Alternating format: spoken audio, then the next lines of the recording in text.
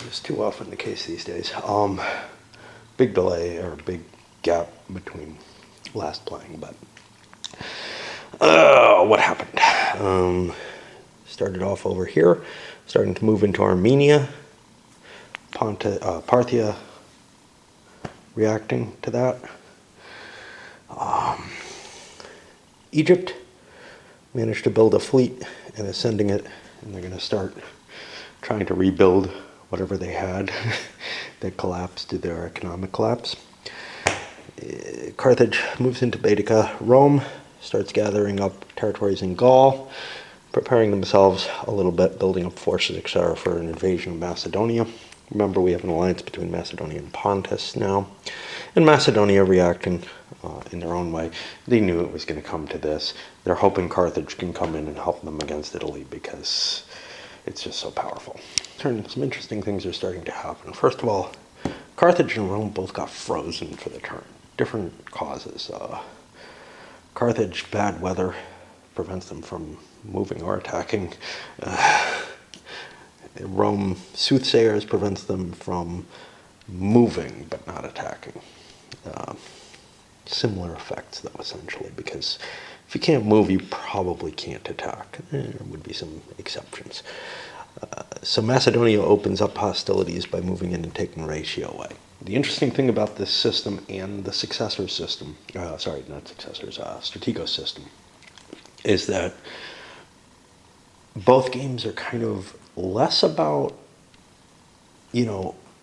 getting that pitched battle and getting the right odds on it or whatever, or the right die roll on it, and more about trying to deprive the enemy of his production capability.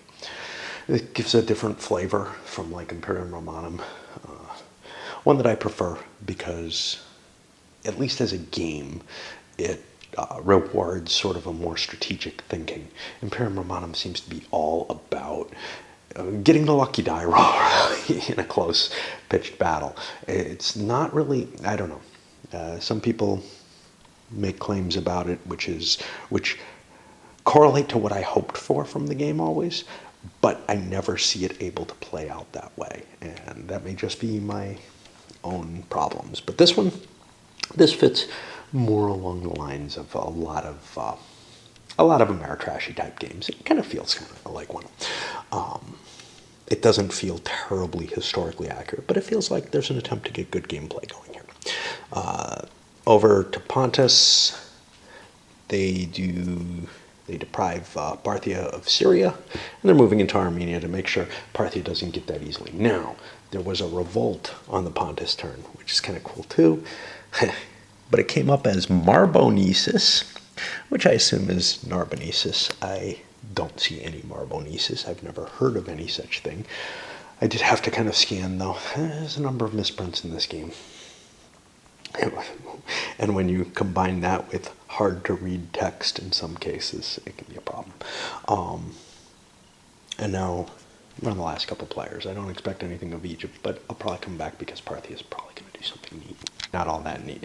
I left a force here in order to prevent Armenia from falling easily, and now I'm trying to consolidate and get a striking force together that I can cause a problem in Syria. Now that probably means that the Pontus forces are going to try to combine as well. And we may see something like a stalemate start to happen, because if you remember the combat results table for this, you have to have 125% to be able to hurt the enemy. I kind of don't like that. I wish it were above 100%, or even 100% or greater, just so that there's always a chance of a successful engagement with equal forces. It starts to feel a little too chess-like with the paralysis that you can induce in terms of, I don't know if I want to move that yet, that's engaging. Or Go has the same kind of nature, but less wargaming, right? And that's part of, like I said, it's more of a strategic game, but the fact that you can't engage and take a chance on your luck roll, Of course, it's that extreme luck of the forced conflicts in Imperium Romanum that makes it kind of silly and not stay historical. This one doesn't feel historical when you start zooming in. It's like what the hell? These forces would probably fight because, the reasons that are outlined in Imperium Romanum come into play. Keeping an army in the field is expensive. It is here. It's not covered that way in Imperium Romanum, but it is expensive in Imperium Romanum in terms of the morale effect. And that might indicate that you've got the money to keep the forces in the field, but it's taxing your support base so much. And then Egypt, well, Egypt got lucky. They passed through a number of storms without, I guess that's the Lycian Sea. Let's make sure. Yeah, it can be stormed. I'm not sure that everything can be hit by a revolt or a storm or whatever, so that's kind of why I'm just, hey, these things might not actually be at risk. So like here, of course it is on there, so probably Sardinia is too, although I don't really see it. There it is. Yeah. So I'm guessing all the provinces that aren't home provinces, which is kind of a little bullshit, because if you capture somebody's home province, it's perfectly safe, and those are the most valuable things, and those would also be probably the most likely to really cause you problems in some cases. Anyway. Now, in this game, it's easier to be offensive than defensive. So far this turn, I'll get to that in a moment, but so far this turn, the Egyptians expanded to Crete. They're building up, they built a land unit. They're going to have to build another navy to transport that land unit over to Cyrenaica. They're actually costing themselves an extra $1, because they would have had to build 2 units to have it work right. They don't have a lot of cash. They're going to start shuttling troops here so they can take Cyrenaica. And then what? I don't know, probably move against Carthage, which Carthage took the stupid route of dismantling a large army here. That cost them $21 to get rid of that army. They weren't allowed to move, or were they? I don't remember. I think they were. And they moved deeper into here if they were allowed to. For Rome, also maybe not wise moves, but they grabbed Germania Superior, taking Lugdunensis, and then they're planning on fighting, they think, probably Carthage, because they can't see what Carthage is going to do other than that. They probably should try to have gotten the jump into Tarraconensis, but I don't see any easy way. That means Narbonensis and Aquitania are going to be the battlefield, which means I'm probably not going to be able to hold those. That's what I mean by it's easier to be offensive in the sense of stripping away somebody's capability to make money and maintain their army. So likewise, I lost Raetia here. Well, the Macedonians, Sulla moves into here. He's got a fair-sized stack. He was threatening both Illyrica and Pannonia. Well, Illyricum's the more important, so I'm covering that one, 2, 3, 4. But I can't completely defend it unless I had pieces in all of those, and then very quickly it stops being a moneymaker anyway and becomes a cost to maintain the garrisons there. I ran Alexander out of the way and gathered my forces here so that I've got some chance of fighting him. I don't know how much troops he has there, and he doesn't really know how much I have, so there's kind of a mystery there. One or the other may attack and probably not be able to take a city that way. So in general, it's better to, be on the offensive and try to strip things from the other player. Well, that's why Cassander here is moving up to threaten Cisalpine Gaul. And again, you kind of end up in this, well, we can strip things away from each other, or we can just kind of make peace or something. I don't know. Over here, we have not gotten yet. I haven't moved my Macedonians yet either, have I? No, I just did them. Okay. This was there because my wife came up and was cooking something, and I had a bit of a chat. What I was trying to explain but didn't express properly, because it kind of slipped my mind as I was babbling. Like I said, the combat results table isn't what generates the real end results in this game. And in some ways, that's kind of fitting. Often, the battles were not, close-run affairs. Often one side or the other had the extreme advantage. And that's why this has that sort of you're destroyed, or you destroy the enemy or you do nothing kind of thing. Because if you could bring the enemy to battle and force him into one, you probably could win. Not always the case. There were certainly some closer run battles, and that's what it doesn't take into account. But I don't know. I keep wanting to go off on my tangent with Imperial Romanum, and this is not really fair. But a revolt came up, and this is the kind of thing that really affects things. Sure, you can take that strategic side, and this is where it's chess-like. You can strip away somebody else's territories and slowly wear down their economy. But in this game, unlike in Strategos, you get the credits, which add to your income, and thus maybe make you a little bit more resilient. But then you have things like revolt. Parthia just lost Syria, like that. Because of a revolt. They're just gone. It doesn't affect the Pontus because they didn't own Syria. It only affects the owner. And it wiped out a fair-sized force that was handling things there. And now Pontus has to make a decision of what they're doing. They see that everything moved down this way. Well, maybe that means I can make a move on Armenia, or maybe it means I can combine, take this out, and really start pushing Parthia down to nothing. What's funny is, if you hold your home country and you start losing parts of it, you start losing parts of the income. If you don't own it, you get the entirety of the income. So we'll see about that. And then there's the idea of client states. I don't know. Obviously Pontus could wipe out Parthia and then say, hey, you want to be my client? I'll give you fucking Palestine. You can have that. And that's it. And then you'll still get your home country $5. It's just weird. You'll still get your home country $5 the way I read the rules, plus the client state that you have now. But anything you ever get anywhere is, you can't attack me ever, and it counts towards victory points, whatever victory points may be in a game without a time limit. Now, if you play this with a time limit, that's of some importance, but the fact that they can't attack means that, they count as one of the subjected nations, There's somebody who can't say, yeah, I don't think you're going to win. They pretty much have to agree that you're going to win. So that's the issue there. Whether or not, is there any real advantage to Pontus to giving Parthia a new home start if they wipe them out?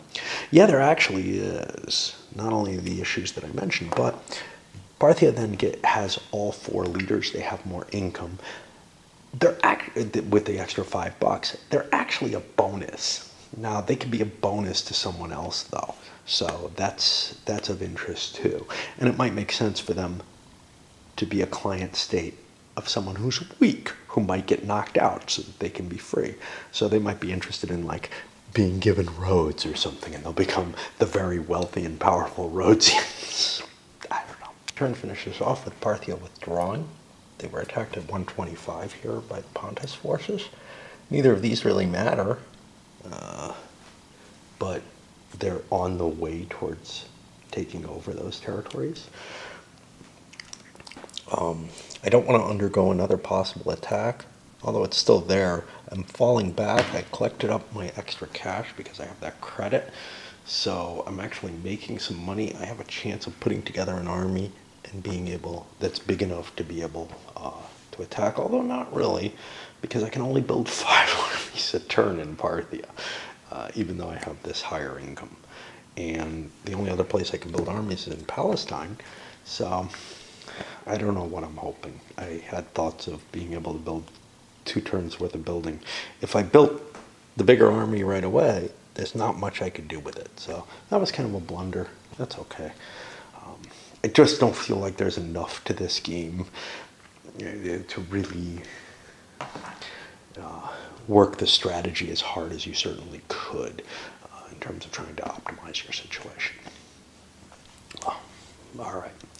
And I think on that note, I'm going to take a bit of a break. Right, and on the next turn, Pontus continues their push into, well, they steal part of Parthia, and this is kind of the worst you can be, is still own your original home country and start losing pieces of it.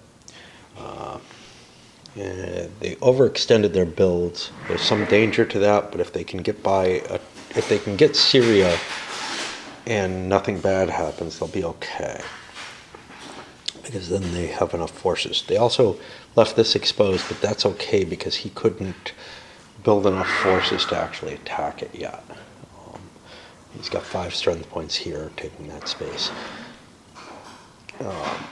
Parthia is being saved by their credit, but they're actually running pretty close to the edge, and it looks like they're probably going to collapse. Egypt, struggling as usual, trying to do their shipping here. Carthage ended up being dealt a little bit of a bad card. Half their income gone. It could be worse. In this case, their income's fairly large, so this is actually worse than a piracy, but a piracy early in the game pretty much cripples you, you know. It's okay, everybody kind of got a bad draw at one point or another. You can kind of see where that's heading. They still have Rome and Macedonia to do. They've got their own little war, and I don't know where that's going. So Rome, worried about Carthage, going down, grabbing Narbonensis. There are also Caesar's down here. He just took Lugdunensis. We launched an attack in Pannonia. We had 150%. It didn't work. And that meant, with the addition of this card, Macedonia is taking a chance. They're hoping they can wipe this out, maybe take some casualties so they don't have to dismantle part of their army anyway. It doesn't really make a difference. But they're hoping to kind of stabilize this front for now because there are no Romans over here except for this guy. Italy's kind of got itself in a problematic situation. They were hoping to push over here. They actually got a lot of extra cash. They probably should have, but I forgot about it. They got like 20 extra bucks just handed to them all at once. They'll probably be able to turn this around no matter what happens, but let's see how this battle goes. I can use the strength point inside as well. 11, 12, 13. I got 14. And I am facing 9. So that's 150%, which means 5 or 6 is a hit.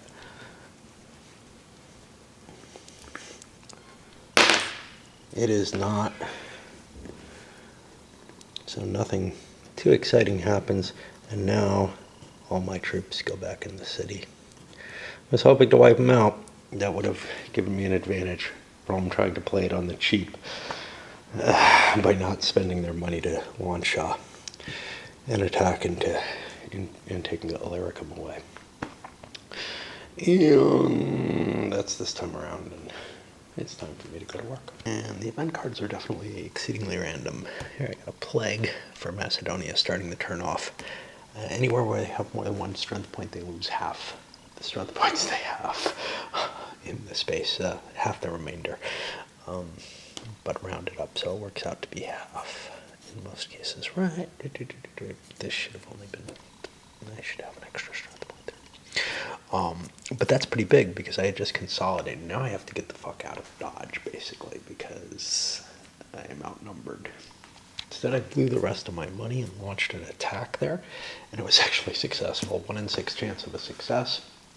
This may save my bacon because otherwise I was in a lot of trouble. Not only did I destroy the force that was threatening me, the only force that's really on my border, although there's a danger from here, but I also captured a leader, which the Romans are going to have to buy back, and I think they have to pay like a quarter of their income to me, and they must do it. There's no option. And I don't remember.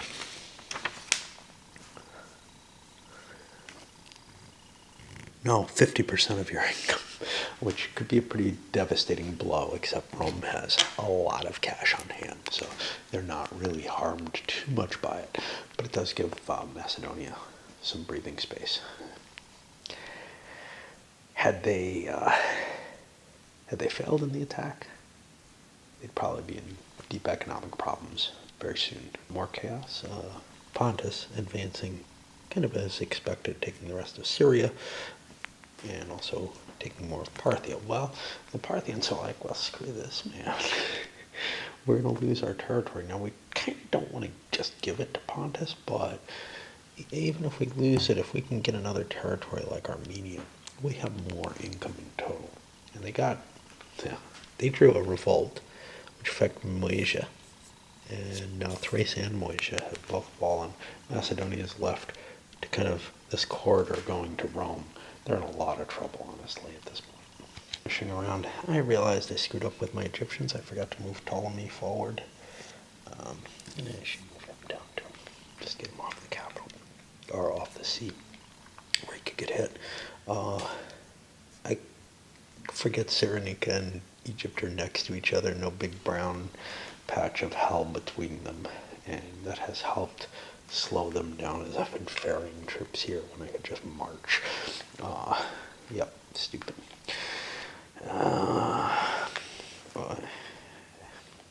It's easy when I walk away from a game for a long time, or when I'm playing many powers, to forget kind of what my plans were. I seem to have remembered somewhat with everyone else, but Carthage finishes off Lusitania, moving into Tarraconensis. They will be a serious threat to Rome, but how big will Macedonia be at that point? They got an influx of cash that'll keep them running, but the Romans managed to take back Cisalpine Gaul, which is a big deal. And then they're moving into Belgica. They'll be able to put a significant threat on the Macedonians at that point. At which point we may see a couple of players, Parthia, Macedon, kind of falling. But if they're lucky, they can find some place to run to. You know, the Macedonians, maybe not such a great place. I can go to Moesia. Great, the Romans will follow me there, you know. I'm not going to have any great chase there. And likewise, with the Parthians, I'm just going to get followed. It may come to the point where I say, screw it, I don't really want to be in this game anymore. I'm too far away from anyone for them to really be able to help me and make me a client state. I don't want to sit around and play, you know, for hours while I'm trying to limp my way to Britannia or whatever. So I leave the table, and essentially you get player elimination that way, right? Around a bit, the Egyptians gathering in Cyrenaica. They have one more territory to take. It didn't work out too badly. I needed to build here. I don't know. It wasn't perfect, but it works out that I'm going to be able to get everybody there, and then maybe move against the Carthaginians. But that's a hard attack to make. Carthage finished off taking Tarraconensis. Rome, and they got another credit, which is really making them a lot stronger, the randomness of that. Rome ends up taking Narbonensis back, continuing on. And then over here they struck, and this is where the player order comes into play. Rome getting the jump almost always on Macedon means, in a situation like this, last turn Macedonia got to go first. Well, now Rome gets kind of a double turn. They got to move, and then they get to move again, and they managed to hit here. They could have done it otherwise, I guess, but taking your cities is pretty damn important. And they wiped that force out. And now the Macedonians are facing a fair-sized Roman force up against them that, you know, causes them a problem. I don't know if I built more troops this turn. I don't think so. I think I just used the troops that I had here. I probably should have built more, but I looked and I'm like 4-1 odds. That's great. Well, now I'm, you know, in the straight combat that maybe isn't that great. I should have an idea of what they have here, which is probably enough that I'm going to have trouble, especially because of the mountainous terrain. But I do have Pompey here who can land troops and start shuttling stuff across pretty easily. So that might start disrupting the Macedonians pretty heavily. Oh, where are we? Macedonia attempts the same little maneuver against the Romans. They don't manage to get a 6. They build up so they can get that 125, hopes of breaking things there again. I mean, if they defeat this army, there's nothing facing them really, so It's worth the risk. I mean, the payoff is very high. It's just the chances are low, but what else are you going to do? you know, um, Try to defend your territory and get it stripped away from you and not be able to maintain your income. They had to pay cash. This was one of the problems. They had to drain their cash to buy back their leader, and now they're kind of at risk here, and the Romans could build more forces and keep throwing them in. However, they can only build 3. I don't have 2, 3, 4, 5. The movement to move here and back, and be able to pull troops out of Italia, which obviously I could build a bunch of troops there. If I had another leader kicking around, I could swing them in there, but I don't. Over to Pontus, they moved into Palestine and decided to take Parthia's offer and steal their big areas. Now, this does put some of their territories a little bit at risk, but Parthia may not have much money coming into them. They haven't lost Parthia yet, so they don't get the full 5 for not having a home country. Instead, they just get $1 because they've lost 4/5 of their home country. They finish their turn off by going back into Parthia. They can't build here. They could build in Parthia, but they didn't have much cash, not enough to launch an attack that could possibly be successful. So they went and grabbed this. At least they get another $1 off that. They're not going to be able to last much longer, though, unless something happens.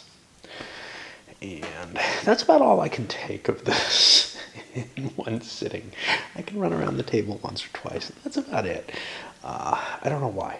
I don't know.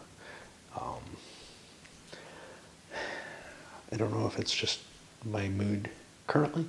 I've been doing some work around the house, so it's not like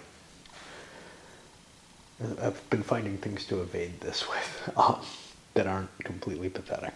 Although most of them are completely pathetic. But, it's just, it's not exciting me, and I don't know if it's the simplicity of the game, which sometimes is very, very charming. I kind of got off on Strategos for a little bit of time, and I kind of do with this. It's just, I can't handle too much of it in one dose. A couple other interesting things. The number of players in the game.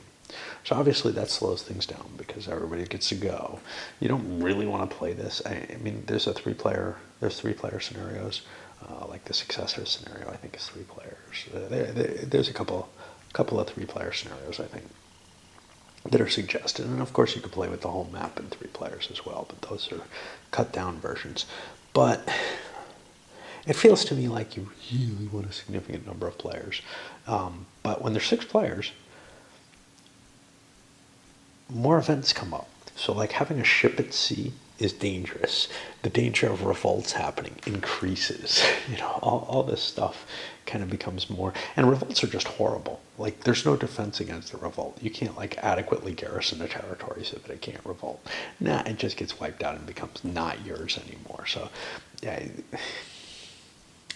it's kind of cool because there's no way of avoiding the evil fate, but on the other hand, it feels a little cheap that you can't do anything. You can't defend yourself in any way.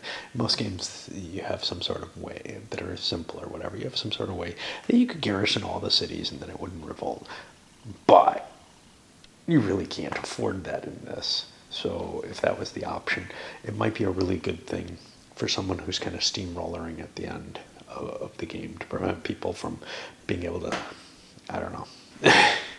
I'm not even sure what, because it's really not that harmful if you're in that much of a lead. So I don't know. Macedonia was lucky enough to win the jump on Rome this turn. And sometimes it may not be to your advantage to move first, but right now it really is, because there's these failed attacks. So I was able to build. I think I only needed to build them in Illyricum, run out, pull them in, and now I've got 2-to-1 odds, which is significantly better. That gives me a 50-50 chance of winning the battle. And we succeed big time, which means we don't take any losses, but we also make a capture, and that's going to be a big pile of cash coming into us at the end of the turn, which is pretty sweet. And Pontus continues with their kind of delaying game. In this case, they're trying to grab Armenia. They don't have quite enough money for the army that they have, so they do need to add stuff to it. Palestine isn't easy to add right now. So what we're looking to do is deprive Parthia of money, and it's working. This turn, they made $6. They can't maintain their army on that, so they lost a couple more strength points. And it looks pretty hopeless, but it's a matter of, well, you know, I can either run around and keep trying to pop these and get a couple extra bucks and try to stay alive and hope something great happens. Or what, really? I mean, if I give up Parthia, it's hard to tell where I could go. I could eventually build a boat. I'm allowed to build it anywhere on the coast because I don't have a kingdom, so I'm allowed to like just do crazy shit. In addition to getting money out of the atmosphere. It's those rules, and I understand why they're put in place. They're put in place to keep the player in there, but it would be really easy to keep stomping someone who's down.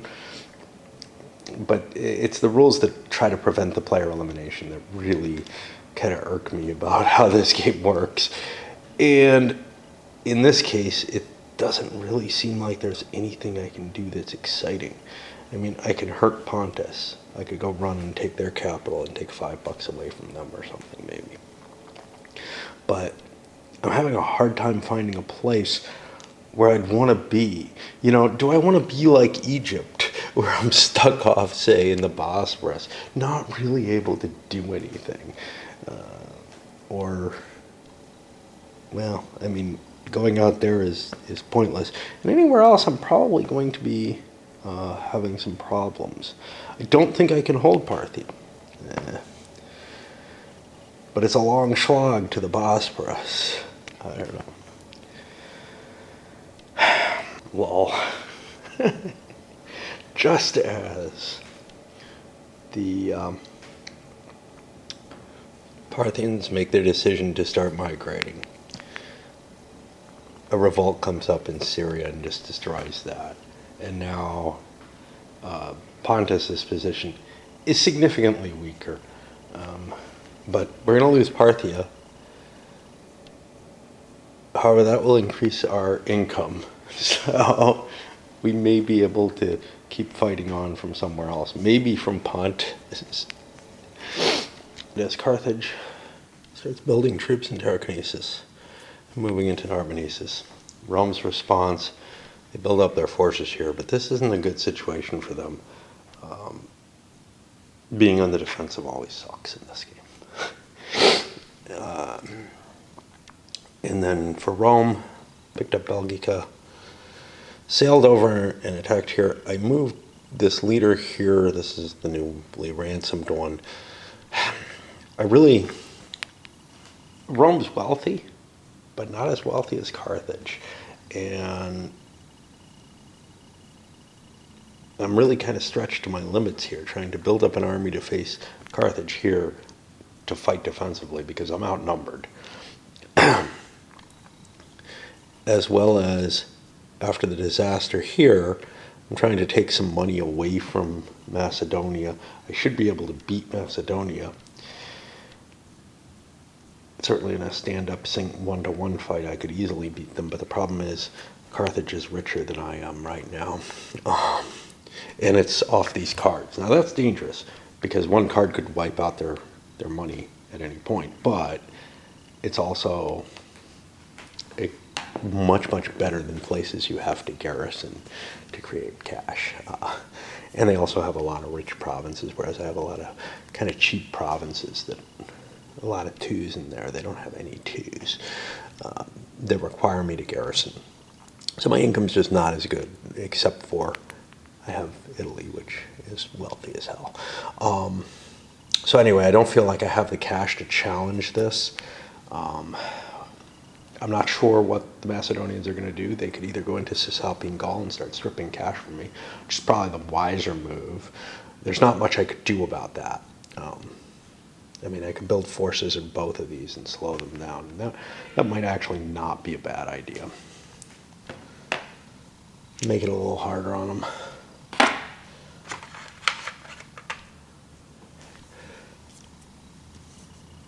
Because, like Carthage, I was under my production limit. I think I'm about there. But the biggie is try to strip away income from the enemy, make it so they can't keep their army in the field any longer. All right, that's all for this morning. Right, the next turn starts off kind of interesting. Macedonia. Let's see, a revolt came up that hurt Egypt, took Crete away. Doesn't hurt them too much. Crete wasn't worth that much, but it's one of the few things they have. Macedonia was in a weird position where they couldn't really come down and strike here. They don't have enough income because they're so stripped, with Illyricum, for example, being just taken from them, that they couldn't build up a force to really deal with the Romans here. So I marched into Cisalpine Gaul. I'm hoping that, and we'll conclude an alliance there. It's a de facto alliance. I don't know if we want to formalize it yet, but we're hoping that the Carthaginians will be able to hit Rome as well, and that Rome won't be able to maintain its army very well, but they've got a decent amount of cash still left, etc., and not a very big army, so it's not going to really get stripped away. We've done damage by winning battles, but taking some of their income away, it'll reduce their capability to come back at me. Then over to Pontus, they got a bad harvest. That hurt them. They had to demobilize 5 of their strength points after paying for what's left, but they managed to take Parthia. Now this is a double-edged sword. This just gave the Parthians more money. They own nothing right now, but it just boosted them up from what would have been a 6 income up to a 10 income. But if Pontus can hold on to Parthia, which it looks like they probably can, unless this falls, they will be getting $5 extra for it. So it's kind of a mixture thing.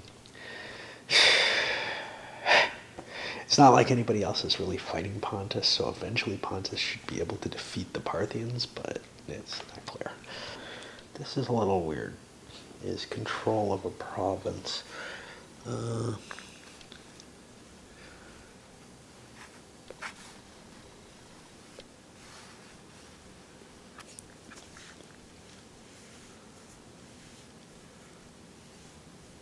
Yeah, so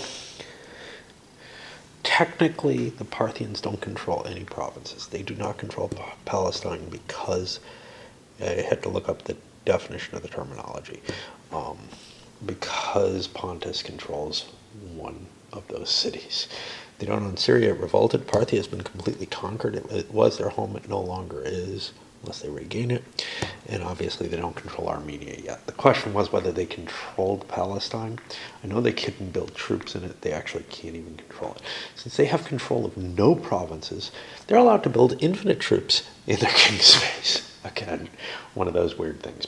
And they got a hell of a bonus card, 30 extra talents, just right out of the bat. So they're going to be able to retake, or to take Armenia, but they may be able to do more than that, like strip Cappadocia. Well, there's these stupid mountains, so they're not going to be able to take Cappadocia away. Parthia is not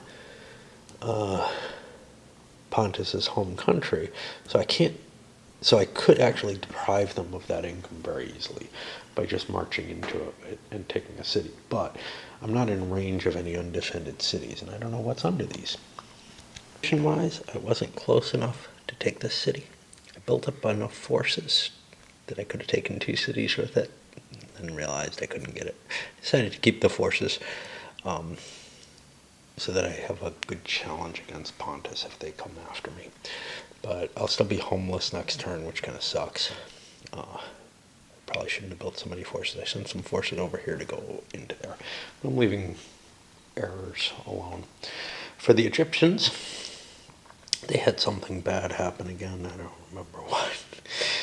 But they moved piracy, so they lost money.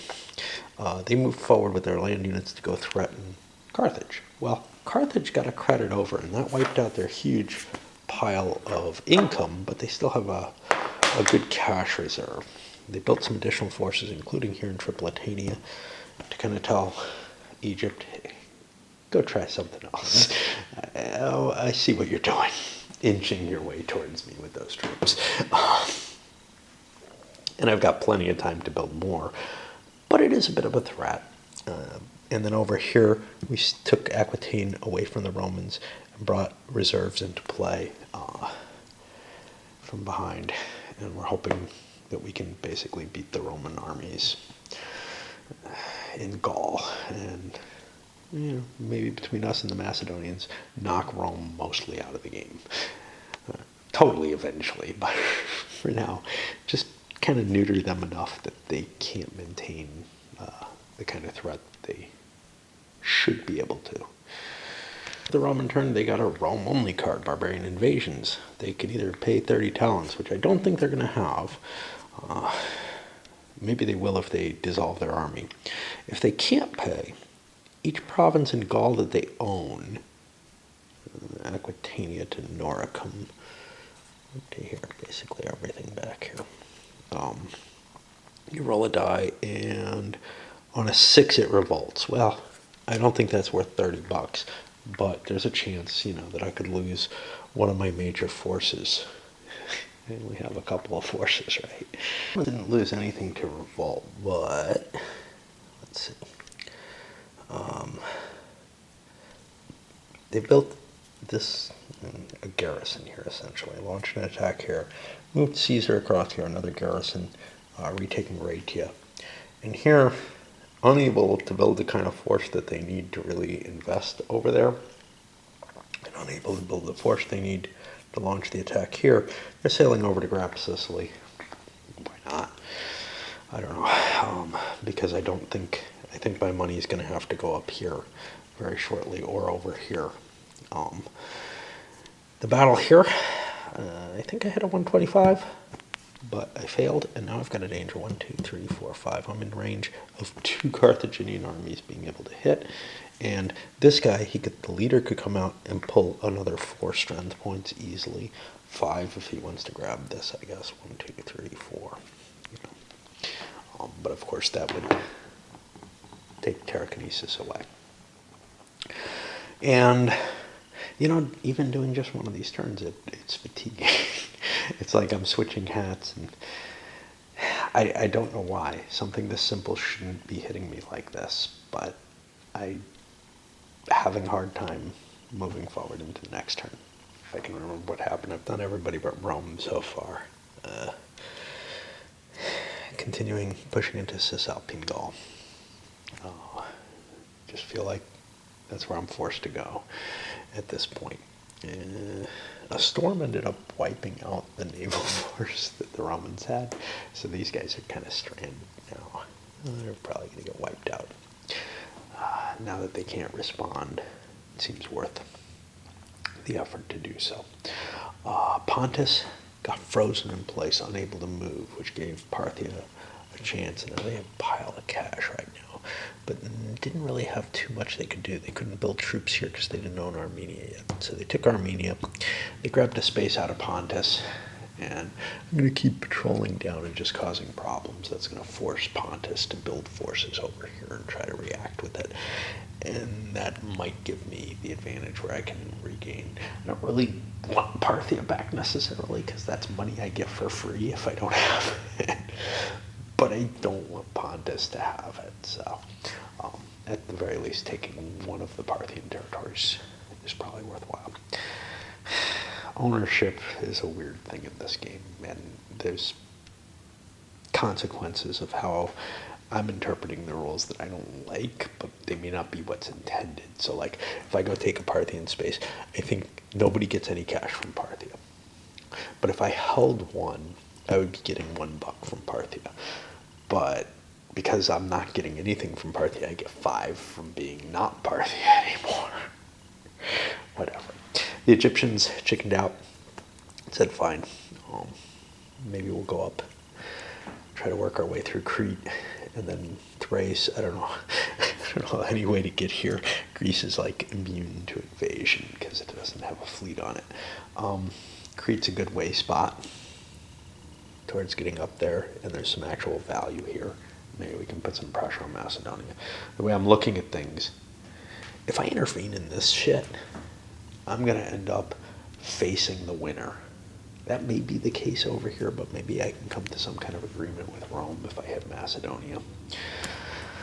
I feel like Egypt's it kind of has a favorable relationship with Rome because they were planning on going against Carthage, but now they're like, no. And then the Carthaginians combined their forces. They could only get 150% without giving up Telekinesis completely, without surrendering it, essentially. So,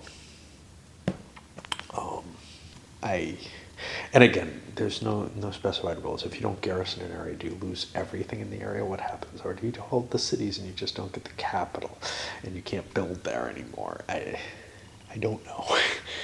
These things aren't really well defined. So now it's up to Rome, and hey, we've definitely got a problem we got to try to deal with. We could sweep around and grab a bunch of troops, but we're, outnumbered 3-2, so I don't think we can, and I don't think we can really terribly defend ourselves. But by staying in the area, we force the Carthaginians to kind of stick together and try to attack us. If we run away, they can sweep through our stuff. So it's sort of an ugly situation, no matter how you draw it. Let's see what the random event's going to be. Hey, look, tons and tons of money. Able to do much with that money. We built a humongous army up here, charged forward. 10 extra strength points, right? Thought that would be enough. That badly depleted my cash. I probably can't keep my forces in place for another turn, for more than another turn, unless I get kind of lucky again, especially with depredations going on here. The Narbonensans are moving up. Plan is to combine these forces so that I can defeat one of these two forces. The Macedonians ended up too big. They're actually larger than me with the fortress, significantly larger. They're actually just larger than me. However, Caesar has crossed into the mountains here. This is not an easy thing to do, but grab the Pannonia. Actually, I will take this one. Noricum, and stolen that away from Macedonia. I'm just going to try to strip their income. Pannonia is next. We're going to knock them down as much as they can because they can't afford an army on just, $9 or less if I can start making it into Macedonia, but not take it from them. So that army will start dissolving, and they have to worry about problems. And they don't have the kind of income to keep going. And yeah, that's it for tonight, I think. Started this turn, Egypt went first. They got a pirate raid. That pretty much depleted their reserves of cash. And I couldn't figure out anything I could do. I could start ferrying units over to Crete to eventually take it or something. But there's just so little that Egypt can expand to. And right now I'm blocked off Tripolitania here. I did start marching over here. I'm going to try to intervene in Palestine. But I'm having a really hard time coming up with any kind of model that can get me towards being at all powerful. Credit went to Carthage, and they launched an attack here in Narbonensis, and were not successful, but they had to keep all their forces together because there was a Roman army there. But then Rome got a Rome-only card, consular elections, all their leaders and all the troops with them. I don't know how much that matters. Have to go back to Rome and can't do anything this turn. So that kind of totally changes things and opens up, this area for Carthage to start exploiting. The Macedonians maybe don't get too much of a reprieve from it, but the threat of Caesar coming around from this direction and the direct engagement here, it can't help, So this is actually a pretty heavy blow for the Romans. Clearly something that wouldn't actually happen. You wouldn't see a Roman leader march away from the face of a foe to go try to win the election. Even in a game like Imperium Momentum, you have to protect your home area, yeah, whatever area you're delegated to, and this event, although neat in game terms, just doesn't really represent anything reasonable. And now we'll get the tail end of these guys. Sony's unable to really capitalize on their advantage. They were over, their army was too large, so they had to dismantle some forces, including up here. That didn't cost them anything, but it's now becoming kind of like a no man's land where actually they have Noricum listed, right? Yeah, so they don't actually want this white thing there. Although it might be helpful to know. They were trying to take Cisalpine Gaul, try to get their income up a little bit, but the siege didn't happen successfully, so now the Roman full army, which is almost guaranteed to go first, will be able to slam into them, take Alexander. This may spell the end of the Macedonians. It was really a dumb place to move in hindsight. But that's okay. I'm hoping to speed this up somehow because it's pretty hard to get rid of people, as we see over here, because then Pontus built up some forces to kind of be able to operate here. They lost so much of their army before due to events or whatever that they actually can afford to build up an army. And then they ran and took a city of Armenia away from the Parthians. Well, then what the Parthians did is they ran to Parthia, which really couldn't be defended anyway, and stripped that away for income from Pontus. And I probably want to do something with these suckers. We'll take this city and thus cost Pontus a couple more bucks for Bithynia, which we have to mark down. Let's open up with Rome going first, getting a little bit of an advantage, drawing a credit card. Now, they don't have a lot of money. Their army had gotten too big, and now it's all gathered here. It can only really do one thing, so they march up and attack. They have, I think, 26 to 12, which is a 2 to 1. That seems worth rolling a die for on camera, because this could be pretty big. But, you know, still, it's only a 50-50 chance that they win the battle. And they do not, which means the Macedonians can continue to flee. Now, the Romans can follow them wherever they go, because the Macedonians aren't a fleet-based force, and nobody gets any speed, unless a card interferes. Complexity of Pontus and Parthia, and this is getting to be a tangled up mess, kind of like Strategos did at times. And we'll probably see this in other places. But Pontus doesn't have enough money to keep to fund their army, but they do have excess cash. So they've got it in funding, but they're losing cash. So they're running, they grab the space in Pontus back. That gets them an extra buck a turn at least. And they're just going to follow in the path of this leader who's just capturing things. This turn he grabbed Cappadocia, and we're going to see this little cycle going around until somebody can gather forces and stomp him. Over here, Pontus grabbed another Armenian city. Now over here, he's grabbing another Parthian city. I don't know why he wants his capital back, his home country back. It's a bad thing to have. He probably should be driving somewhere else. He can gather as many troops as he likes. Again, I make mistakes, and I don't know how much more I'm going to play this, just because it's not really representative of anything, and it's kind of a fun game in its own way. Like, I could get kicks out of this playing it opposed. There's no question of that, and I'd probably have really fond memories of the chaos that ensues from it. But solo, it's kind of a pain in the ass. It reminds me a little bit of Stellar Conquest in this way, just because of the income tracking. Even though this is much, much simpler than dealing with Stellar Conquest, I'm spending much of my game time, as it were, counting. You know, like I said, the main mechanism in Strategos, and in this game too, is counting.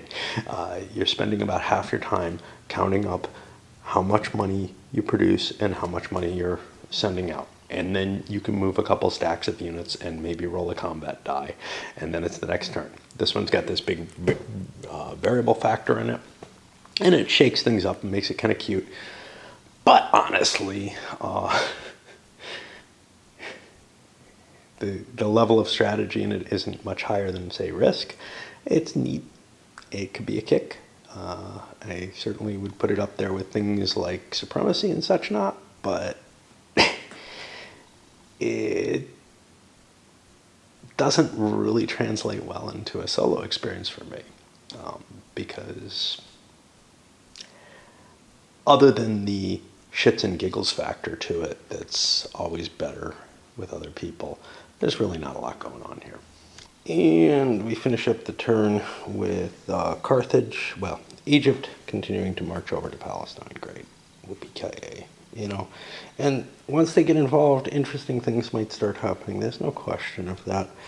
And then over here, Carthage has plenty of cash, but they couldn't build forces where they are, which is over here. And they could start ferrying stuff up or run a leader back, but instead what they did is took Lugdunensis and Narbonensis away from Rome. Rome already has an income problem, although this helps a bit. So they're going to start decreasing Rome's power. Will they come out ahead in it? Yeah, it looks pretty good for them, actually.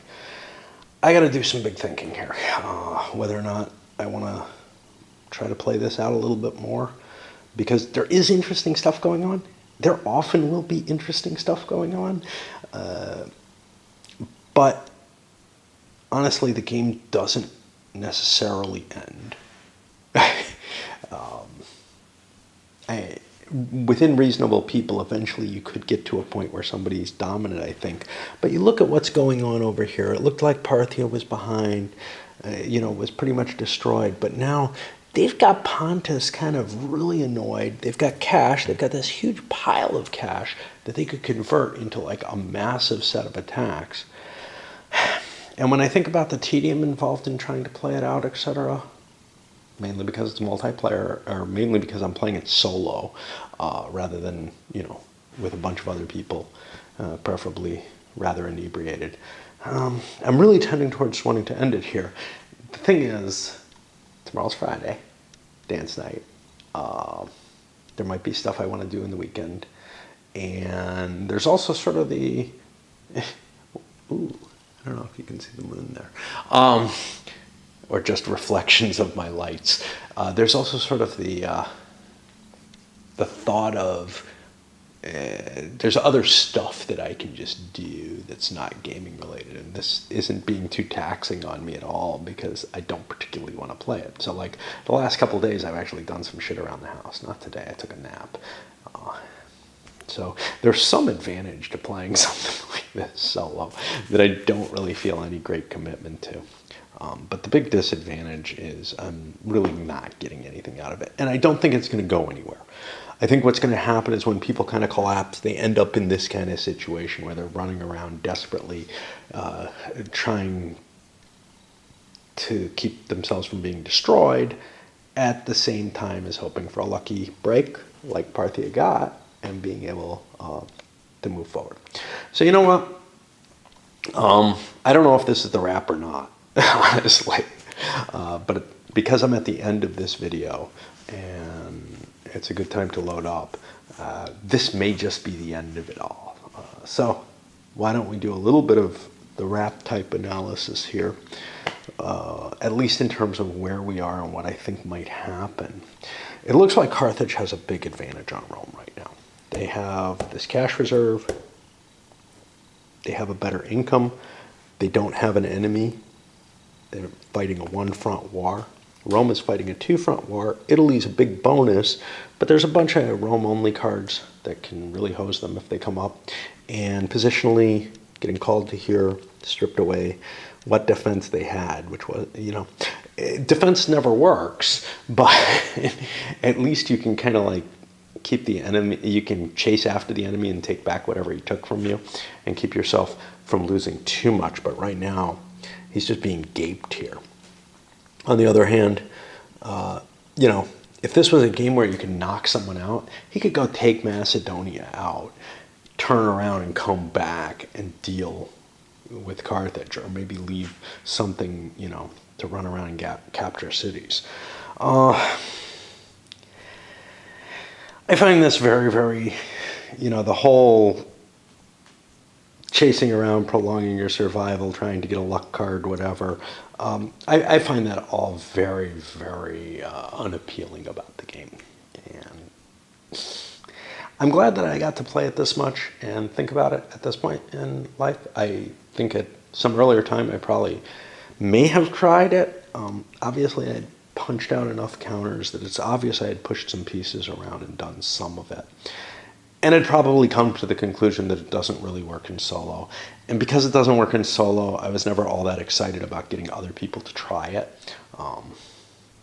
I thought Strategos was the more interesting, and I got somebody to play that with me.